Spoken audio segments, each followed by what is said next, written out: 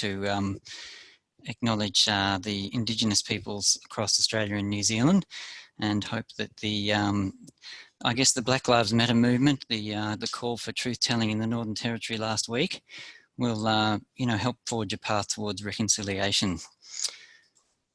So when starting a new position, it's always interesting trying to sort of navigate your way through what that institution's about.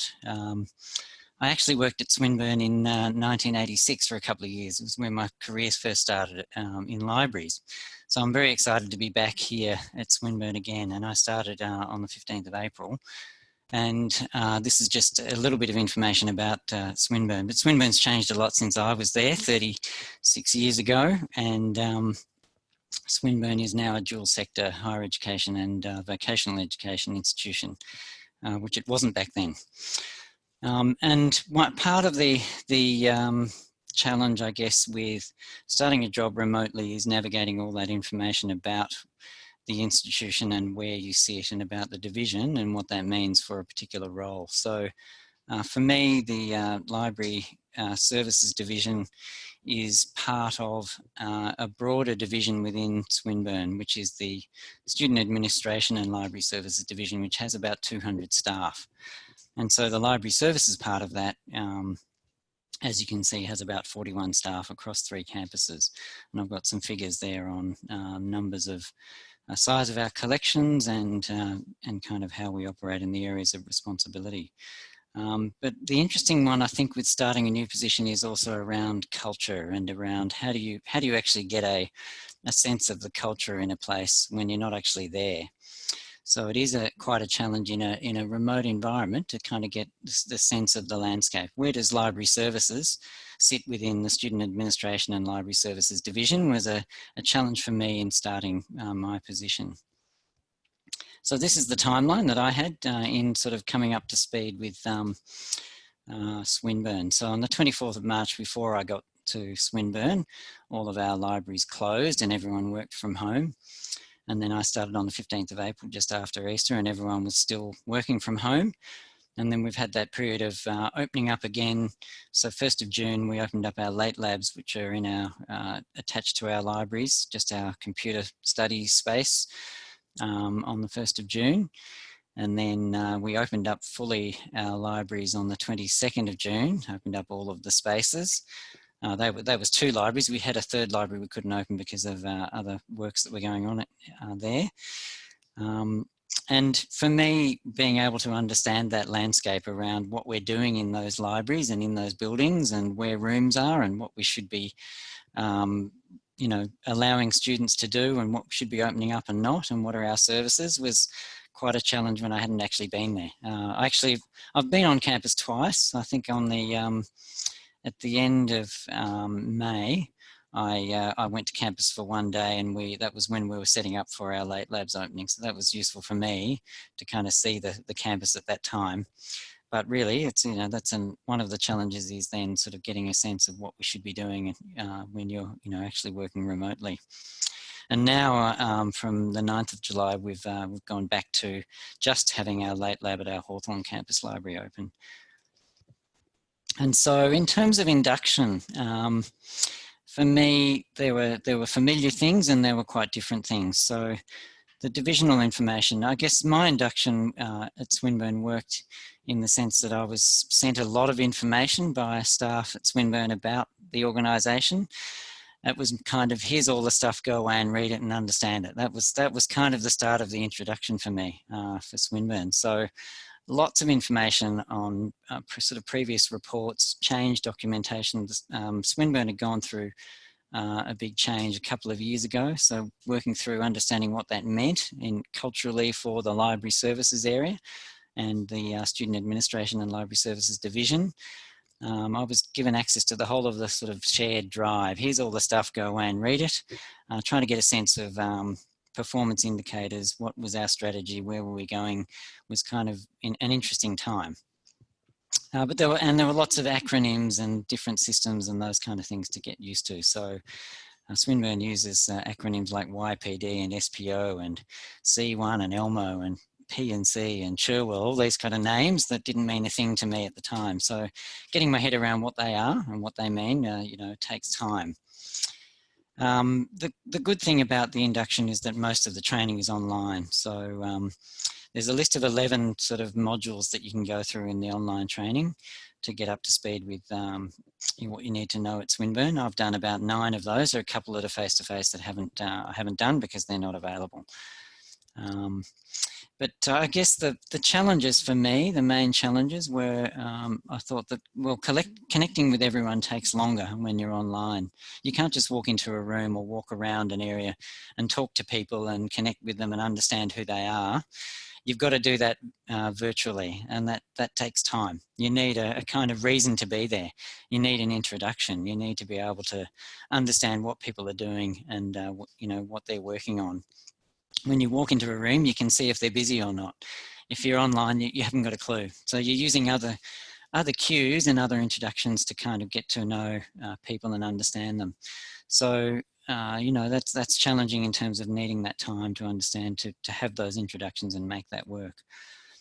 When you're in a leadership position, the other challenge also is to, how do you build teams? How do you connect with, for me, I had the challenge of connecting with the student administration and library services leadership. So I was one of the 4 deputy directors, and there are senior managers across that division, and being able to connect with them and understand what they're doing has taken some time. And then navigating my role within that division and what are the boundaries, where does my role stop and start. One of the challenges in being responsible for library services is that I'm not really responsible for physical libraries and how they operate in a physical environment, except that staff in library services work in those physical environments. And so it's a bit of a challenge navigating, well, where does my boundary stop and where does it start, and what should I be providing opinions about and not. And particularly that for me was sort of challenging, having not been there very often. I had visited Swinburne over the years, but you know, it's changed quite a lot, certainly since I was there. And you know, you ask a lot of dumb questions when you start, and my advice would be keep asking the dumb questions because they're not that dumb. There are positives in terms of the remote environment. A lot of inductions online, so that gives you time to go through things at your own pace and understand them and reread them and learn them. And you haven't got the distractions of everyone around you in a workplace that might interrupt you all the time through that process. So you do have lots of time to go through and understand that. And coming from libraries, we're often very similar. So we often have a lot of things, and universities, I suppose, if we're talking about that environment, that are very similar. So committee names and organisational structures and job roles and systems are often quite similar. And so therefore, you know, in an online environment, you've got lots of time for strategizing and planning. But in times of crisis, I guess, with the COVID-19 situation and trying to understand what to do, you know, leadership is important. So being able to lead and being able to do that well is a challenge at these times. I'll just move on quickly around, sort of give you a quick visual picture of what the induction looks like, and then I'll wrap up my presentation. So Swinburne has an intranet that welcomes new staff and has the induction process. So on this screen, there's an induction part, which goes through all of the induction processes.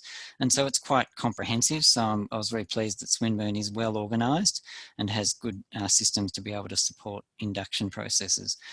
I guess if I go back to this description here, it says induction. Our online and face-to-face induction should be accompanied by discussions with your manager about your new position and a local workplace orientation. So obviously the local workplace orientation really isn't something that I've had, and you know, face-to-face is not something that I've had yet, but you know, we're kind of getting there. So the induction pages have a lot of really good information, and they are also have been changed to cope with COVID and having good sort of information about how to induct people in the COVID environment. So I guess my lessons learned, as I've said, onboarding is time consuming, and I think with all of the I guess there's a lot of information online. Being able to update and consolidate that and keep it up to date and have it in one place is important.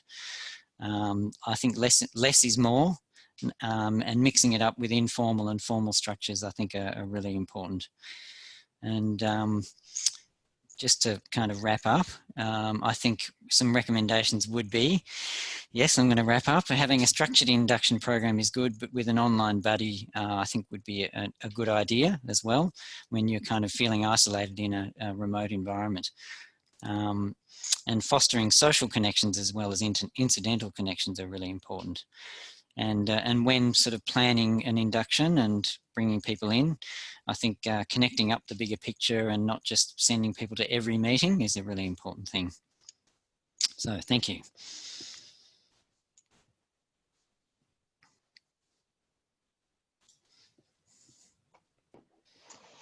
Okay, thanks very much for that, Simon.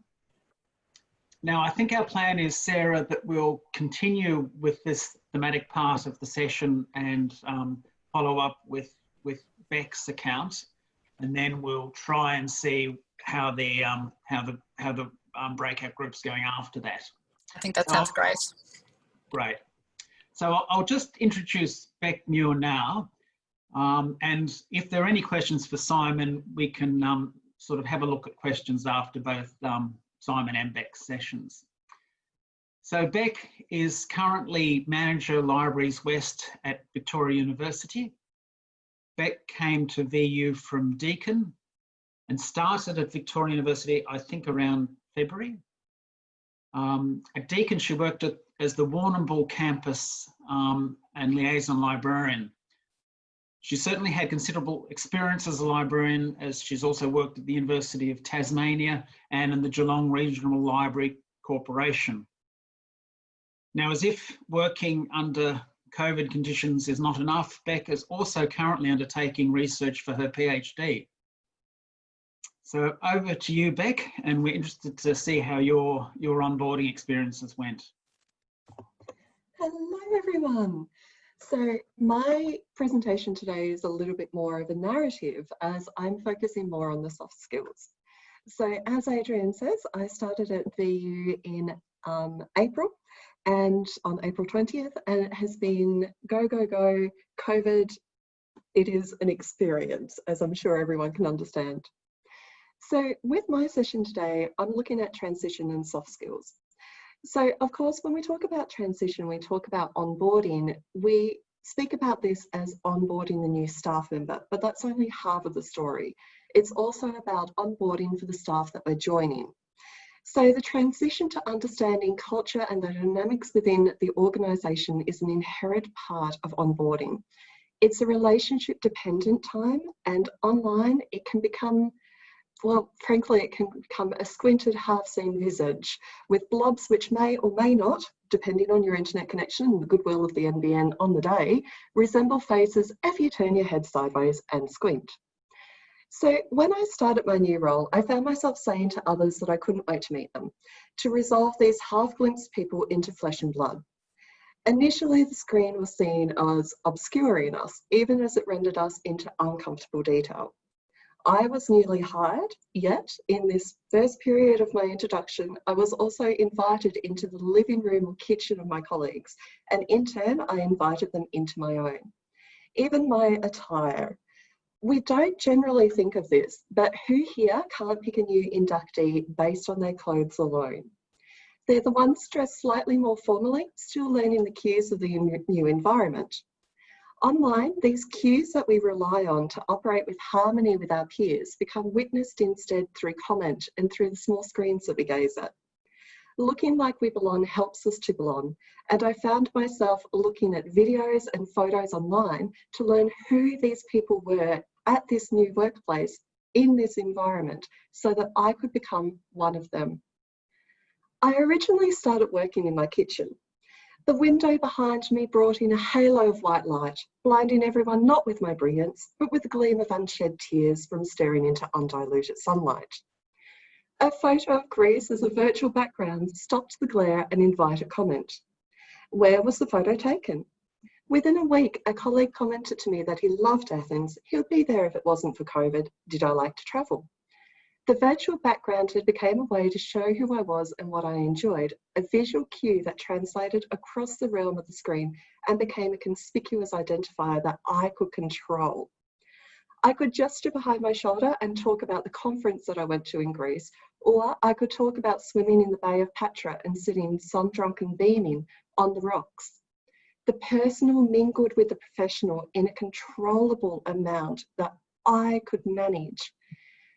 Who did I want to be? How much did I want to show? It became my choice, which became increasingly important in a time of COVID, where a lot of the choices we enjoyed started to change. Online onboarding also offered advantages in that I could be everywhere with minimal travel time. No need to worry about 15-minute gaps between meetings, the commute, or even if my shoes were appropriate for a dash across campus. But it removed also the medium of human interaction from that initial period of engagement. The nuances of professional and personal relationships that become evident over cups of tea become muted and almost rushed via the screen. Going into a new role at a time of COVID-19 means that both we and the organisation we are approaching are approached as a given. We become the sum of our ORCID IDs, our reputation, our Facebook and our internet pages. In this environment, I found myself wayfinding more. The usual, of course. What do you do? Who are you outside of work? But these went from informal coffee questions to part of our structure with our team meetings, revealing who we were in glimpses. Friday team meetings became fun Fridays. We had knitting and crafts in common, and suddenly we were showing off children's dresses and knitted hedgehogs. Our morning meeting giggled through another workday, becoming serious as we contemplated the future. How many languages do you speak? One asked if we could hear her daughter playing the harp. Another had us in stitches with her stories of, "Mum, where's my iPhone?" We spent time in serious discussion, but we also recognised the mental fatigue in this. Induction wasn't about just becoming the organisation, it was about building relationships and in understanding. Week 10,000 of working from home, a colleague said gloomily, we commiserated. 1,000 little heartbeats broke through the medium of the screen, introducing the concept of the person behind the virtual space. Even before I started, our strange COVID world changed how I worked. Much like with Simon, I technically started a fortnight before I really started. I started installing my programs on my computer. I started attending meetings. I started learning what this workplace was and who this workplace was before I officially joined. This time was invaluable. And this was the big theme. Online induction and online onboarding gave me time, even as time was reduced to a currency to spend. Was it onboarding that made my onboarding onboarded? While certainly different, virtual onboarding gave me other opportunities that I'd otherwise miss. I'm lucky too that I see the digital as a warm dressing gown to slip into. That's another challenge with online onboarding. It isn't for everyone. It requires tech comfort. It requires the ability to squint and discern faces. It requires the ability to read body language from the medium of the screen. It requires the ability to be vulnerable and open. You'll learn quickly that people will rarely give a full name, and as a new staff member online with approximately no one to ask, you will continuously be finding that you're asking for last names, and in doing so, you'll ask others to slow down and think. I found this happening. I was onboarding my organisation, even as they were onboarding me. So in the end, my I can't wait to meet you started to change. And by the end, it became, how can I best meet you at this moment? And that's me. Thank you very much, Beck. And thank you very much, Beck and Simon. I'm sure there's a lot of virtual applause going on at the moment and appreciation for those sessions. Now, I'll pass over to Sarah, who has been doing a bit of work on the questions to see if she can communicate those to us and also, yeah, put them in an order for Simon and Beck to answer. Yeah, so I'm starting with a few easy ones, maybe. They're at the top of the list. I've got a question from Simon from Emily Pyers. As per Beck's comments, I was wondering if you found there were any advantages to meeting colleagues for the first time in a virtual environment, less formally, etc. Yeah, that's a great question. I think the virtual meetings are quite intense, and they often have you know, quite good outcomes. And so, you know, you might informally meet someone face to face where all you're doing is saying hello, and then you go away and you kind of think, well, what happened in that meeting? In a virtual meeting, you've got a chance to take notes and write stuff down. That's what I've been doing, typing away while I'm kind of talking to people. So, and it gives me a sense, I get a lot more out of those meetings initially to learn about an organisation and what they're doing and what they're about. For me, I'm terrible with names, so it's great having people's names on the screen so I can remember who they are. So that's another good one as well. Great. I'll just see what else we've got here.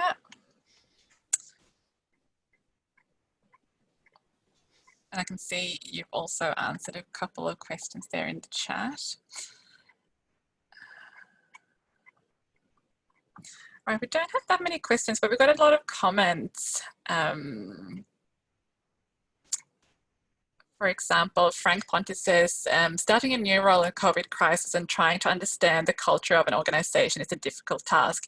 You tend to count on perceptions to form your understanding, but are there other things that we could defer to in a digital environment? Interested in thoughts from Simon and Beck and participants as well.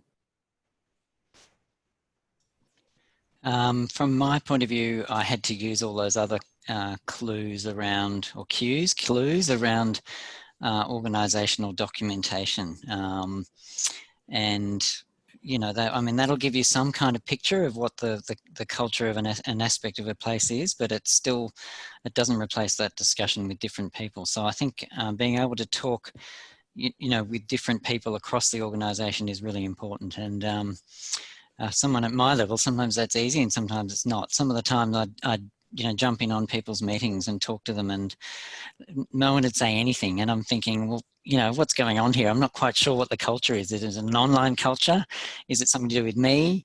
Is it something to do with what's going on around people? You know, it's very hard sometimes to know. And people would sometimes turn off their video, so I haven't a clue whether they're asleep or they're just talking to the children for a minute because they're trying to do the online schooling. I don't know. So there's lots of other ways to sort of look around and find out what else is in that culture in a place, but it is a challenge. Beck, did you want to say anything? I found much the same. I'm very much with the focus of belonging and feeling like you're belonging.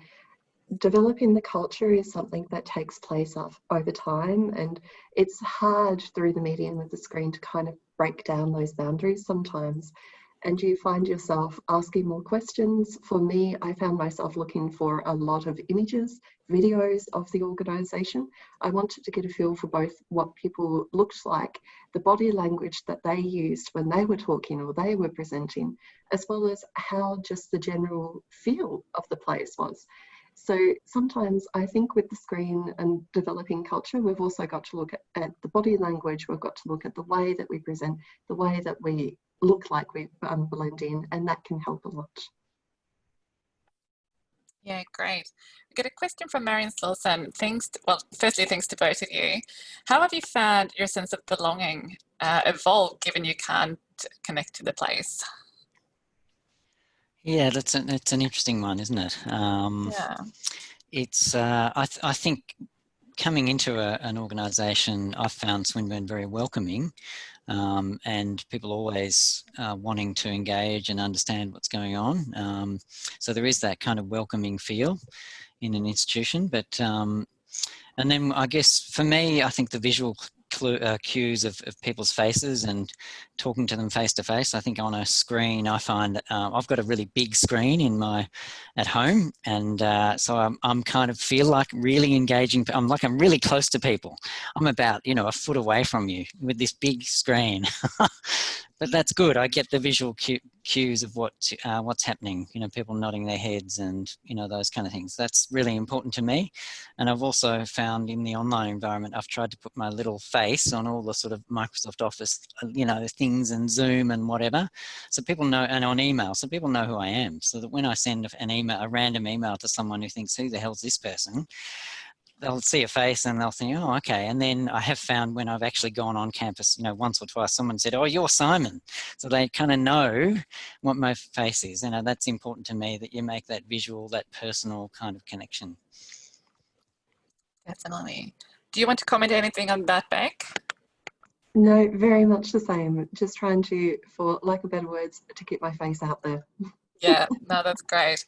Emily's got another question here. Do you feel your perceptions around culture are more fragmented because of the degree of physical separation and because people were engaging more as individuals in their own spaces?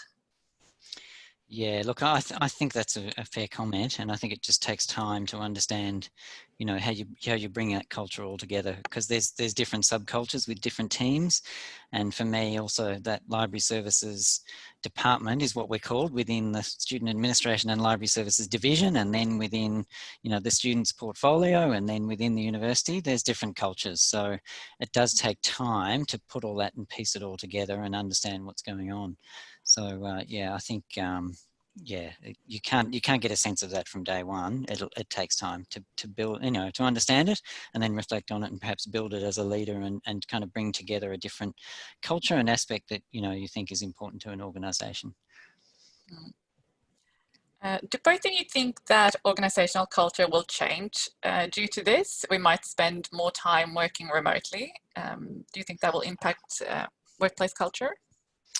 I think there's a lot of care for people. There's definitely no doubt about that. Understanding how people are going, you know, how are you going individually? How is your team going? How are you connecting with your colleagues?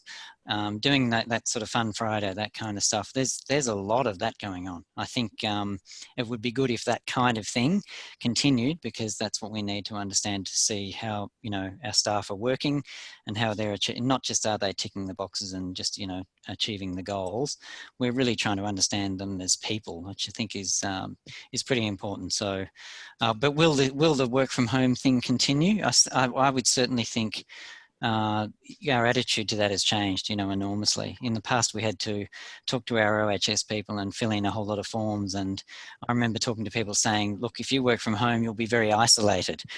And, you know, what I was saying at the time, this is a year or two ago, was true. But now we've actually done it and we've made it successfully work. So we know what the aspects are to actually make that successful, so that then now we can actually take that on board and understand, okay, well, for this role, maybe that can continue because that's we know that that's a successful way of working. And for other roles, we probably want them more to be on site and working together physically.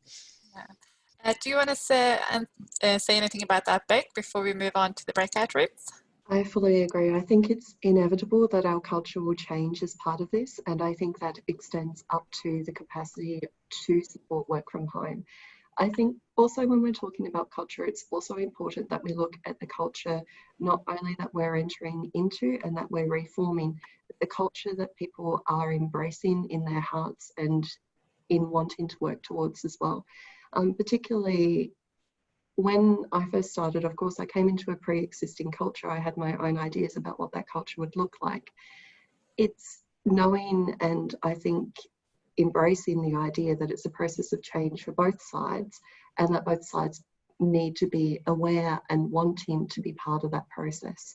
Cultural change is a huge thing anyway, and organisational culture is massive. So it will change, but it will be a process. Beautiful. Thank you so much, both of you, for your presentations and for all the good questions that have come in. And I can see there is a really good discussion going in the chat, which is great to see. We might give the breakout rooms another try now. Next speaker, Sorry, our next speaker, Andrea Phillips, is the Associate Director, Library Learning and Engagement at the University of Melbourne. Her portfolio comprises the Faculty Liaison Programme, including provision of discipline-based learning and teaching and research support programs. She also has responsibility for the operations of the 11 libraries that comprise the University of Melbourne Library. Thank you, Andrea. Okay, hi everyone. I'm just going to share my screen. Is that all working okay? I hope so. I'm not hearing otherwise, so I will assume that that's all good. Okay. Thanks everyone for joining the program today. It's great to have the opportunity to spend some time talking with you about what our experience has been at the University of Melbourne Library since late March, taking some different approaches to how we work. So I'm just going to spend 5 minutes or so going over some new approaches that we've taken, what we've learnt from that. You'll see there's quite a bit of detail on the slides. I'm not going to go through it all. It's really there for you to look at your leisure for people who couldn't attend today, and I've included my email address at the end for anybody who'd like to catch up with me afterwards to talk further. So I've got about 60 staff in the area or the portfolio that I manage, with 11 teams within that, and we're distributed across 11 libraries, as was mentioned earlier. In our time away from campus, we've continued to work online, obviously providing a lot of services, but it's given us an opportunity, I suppose, to really reimagine the way that we could work in the work from home environment. There've been some drivers for us. Obviously, we wanted to make sure that everybody was productively tasked, which for some people who were used to spending a lot of time perhaps on service points and so on was, you know, they had some additional time that we could look at using differently. We no longer so much had the barriers of distance, because we were all in the same boat. We're all working at home, and I suppose in that sense, Zoom is the great leveler. We had time and opportunity to undertake projects and initiatives. So I guess to work on the sorts of things that weren't just day-to-day service delivery, but the projects that would really make a difference, and in some cases, either transform our services or be a building block to next steps in our service provision. We were also aware that there were some issues around perhaps some staff having more workload on them than others, and some staff who felt that they weren't getting some opportunities that some of their colleagues had, and opportunities for skill development. And I guess ultimately we had the opportunity to think differently and outside the org chart. The org chart tends to, in a way, influence our thinking day to day, and perhaps, and rightly so, but it can become a bit limiting and constraining, whereas in a way we now could work quite differently and think quite differently. Thanks for that, Sarah. I'll let you know when to move on. So what we did was we set up a project-based work program spanning all the areas that we work in: learning and teaching, research, and client services. So in a way, we took a view of, instead of being those 11 teams, that we were really one team, and we identified 23 projects that we wanted to work on. Some of them were actually clusters of projects, some of them were longer projects, some of them really were just a few days of work, but they all integrated together so that some of them in particular were quite cumulative. When one piece was done, the next piece could be done, and so on. But by stepping back and looking at everybody's availability above and beyond normal service delivery, we could sort of start to work in a more nimble and creative fashion than we would normally be used to.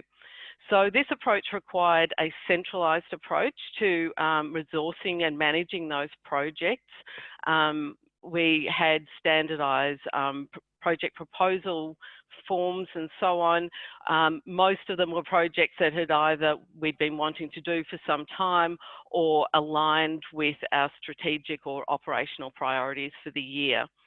So once we worked fairly quickly. By about mid-April, we had a bit of a trial going up in one area, and we were able to really expand the program by early May. One of the biggest advantages was that we could get new combinations of staff working together who either previously, because of geography, hadn't worked together, but also in a way, I think we'd limited ourselves by not looking at how could we maybe bring together staff who maybe our liaison staff might have been used to working together in projects, but we often weren't looking at how could we do the same with our library service officers in the client services area, or how could they work with the liaison staff. We just really had a whole different way of being able to think and mix and match people to tasks and in quite different combinations. We assigned project managers and project leads who worked to the project brief that had been approved. The university has for several years now been using the Agile project management methodology. That hasn't really come into the library space as yet. We picked up a few key concepts. There really wasn't the time in the grand scheme of things to be going for a deep dive into Agile project management. But one of the key concepts we picked up was the idea of only planning 2 weeks ahead at a time, so that you could be just really responsive to whether a project had got a little bit bogged down, whether staff were taking leave, those sorts of things, whether they needed to bring in new additional resources. But it just sort of kept us looking 2 weeks ahead at a time. We could bring staff on and off projects as we needed to. When a project wound up, as part of the next sprint planning, we could assign them to another project. And we use some standardised tools, MS Teams, which is a relatively recent addition to the university, and for Kanbans we used ClickUp. Sarah, if you could put up the next slide, thanks. Thank you. I won't go through all of these projects. These are just a sample of the many amazing things that I think that have been done over the last couple of months. There are clear benefits to our users in what we've done. We've tidied up resources, we've made new resources available. There's been productivity and efficiency benefits that have come out of these projects as well. For example, some of them might have been focusing a little bit more on improving our work processes or our documentation, that sort of thing. And there have been benefits for staff, some of which I will go over shortly. But this range of projects really covers the full scope of support for our research community, who particularly wanted to know that we hadn't forgotten them. In this sort of COVID time, there's been so much focus on learning and teaching, and they really wanted to know what we were doing for them. We've focused on things that really supported students and teaching academics, and also in our making available resources for academics and students for online learning. Sarah, if you could pop up the next slide, thank you. One of the things that we've just completed is a lessons learned evaluation. My thanks go out to my wonderful colleagues Kylie Tran and Natasha Story, who have led that the last couple of weeks. We did this through a survey of staff and also some focus groups. And from that, Natasha and Kylie have extracted the important things that we've taken away and areas for improvement. So just to quickly outline for you what some of the positives have been, I really feel we've achieved more by seeing beyond the organisational chart, by really sort of saying, actually, we're one whole group of people that are trying to achieve things that support the university's key agenda in these different areas of research and learning and teaching in particular. We've really been able to sort of be a lot more creative and do a lot of things more quickly and efficiently, I think, and given more people opportunities than we would previously, when we were sort of a bit more limited by the constraints of the organisational chart and some of the activities that we have to do when we're on campus. So it was a clear benefit that working with colleagues in different teams outside the silo and outside the org chart was a real benefit that we got very positive feedback from staff about. They really appreciated that opportunity to work with people that they'd never worked with before. So there's a social dimension, there was a professional development dimension here, and a real sense of I'm contributing in and achieving important things in a way that's different from what I normally do. So that it links into the increased sense of purpose and increased engagement with work. And there was a reported increase in satisfaction for a number of those staff because of these things. There was definitely benefits around skill development, not only through use of the online project-based apps and so on that we were using, but people started using systems that maybe they hadn't had the opportunity to before. The university's content management system for the web. We had staff using the back end of LibGuide's system who'd never used that previously, staff who hadn't previously been very much exposed to the university's research management systems. So these were all definite wins as well. Will we keep doing it? Yes, we definitely want to. There have been so many benefits from this, but we do need to improve. Not surprisingly, as I said, we stood this up in a real hurry. We had to in the circumstances that we were in to make sure that everybody was really tasked and had work that they could effectively do at home.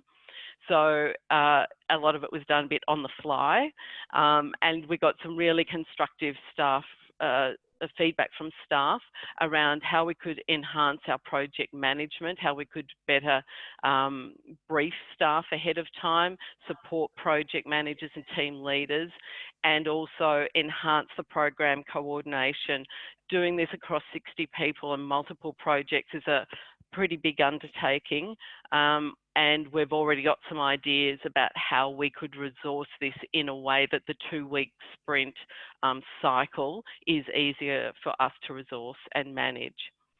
And I think the other key piece of feedback we got from staff was around better communicating the purpose of what we were trying to achieve with both the program and the project, better communicating the breadth of the activities underway and also the outcome of those projects.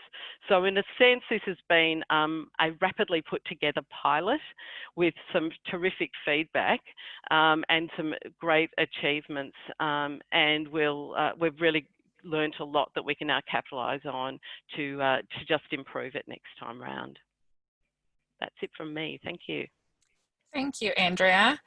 We'll only have time for a couple of questions here now, so I'll just give you this one from M. Johnson.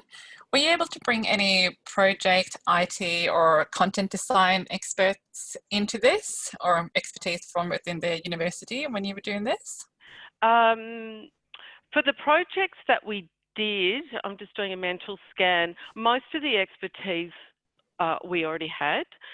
We're fortunate that as part of, well, I shouldn't really say as part of the library is part of an organisational entity at the university called Scholarly Services, and our colleagues in learning environments are part of that. In fact, they sit in the same learning and teaching focused unit that my portfolio and I sit in. And so we work in a more blended, seamless way with those sort of staff who have that expertise around educational technology and so on. So and they run a lot of project-based work. So we were able to just quickly sort of pick some ideas from them, get support from them. For example, the ClickUp Kanban is a tool that they use. So there was expertise there that we could definitely tap into, and that was really beneficial for us as well. That's great. Thank you so much, Andrea. We really appreciate your time and your presentation. Our final presenter today is Kate Conway, who joins us from Western Australia. Kate is Associate Director, Learning, Engagement and Global in the Curtin University Library. She's responsible for providing strategic direction, leadership and management of library services in support of teaching, learning and community engagement. Her portfolio includes the library's inquiry services, academic and information skills support and the makerspace. Thank you so much, Kate. Okay, so I'm going to talk about the value that we found at Curtin in connecting with librarians at other institutions, and specifically about the Dalliance email list. So this email list is a long-standing list used by deputy university librarians in Australia and New Zealand to pick each other's brains, basically, on issues of policy or really anything to do with running a library. So typically the sorts of topics canvassed include staffing, service provision, collection development, space management, use of technology, etc., etc. The community is probably, I'm guessing, potentially about 100 strong, and in the last year there were 51 email threads. So these kinds of lists are, of course, always useful. Even at the best of times for environmental scanning, getting a quick flavour of how others are responding to particular issues, or getting new ideas on how to tackle a problem. We found, however, that during the pandemic, the list has really come into its own. We found it very useful in dealing with a situation in which we've had to make rapid decisions and take action in the face of an evolving situation. It's really been incredibly useful to be able to consult with others on tricky issues rather than constantly reinventing the wheel. This slide here just shows some of the COVID-related questions that have been posted to the list since March, and I'm sure those sorts of issues look very familiar to you. So I'll now just share a couple of examples in a bit more detail. So this one from a library manager who had been asked by her university to set up an impromptu laptop loan service for students, prioritising those most in need, and she had several urgent questions about the logistics of setting this up.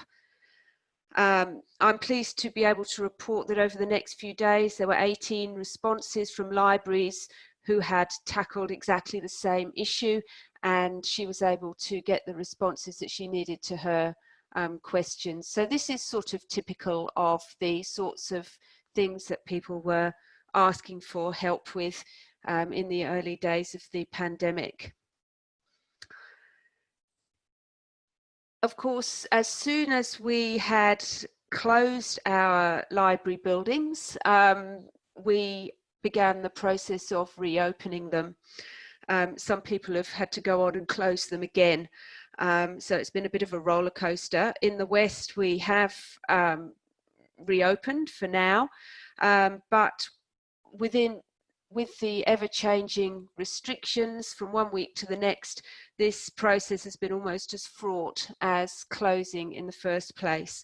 So dealing with ever-changing requirements for physical distancing, for example. We've been grappling with monitoring the numbers in the building and restricting those numbers and the density of people in the building.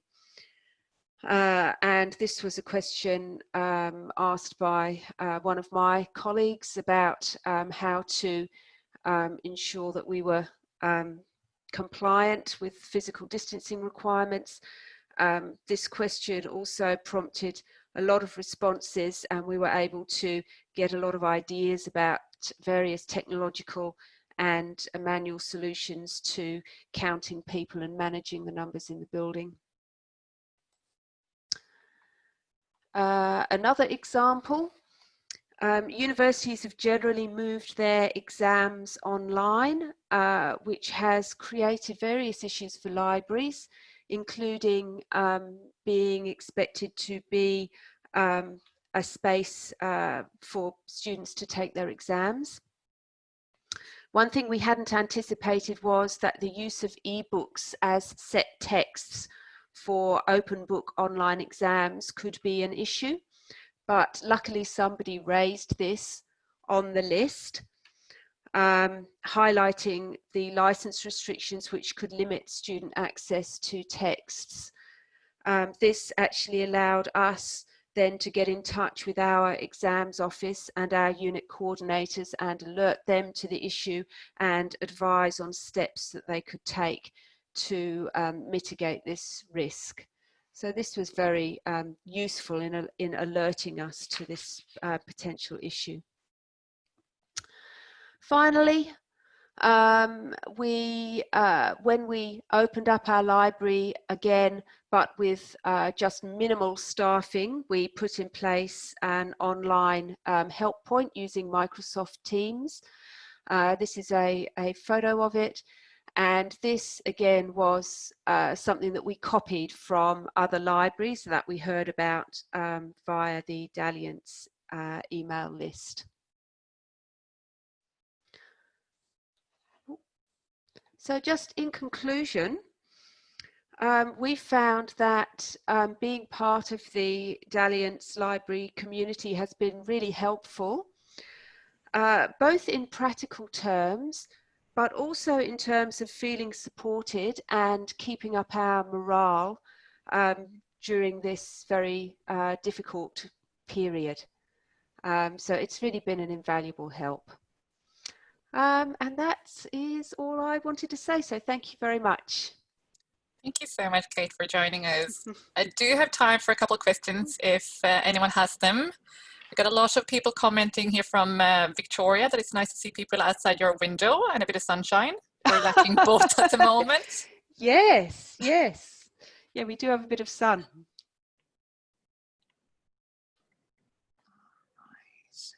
A couple of comments here liking the virtual library help point and the online concierge. It looks really good.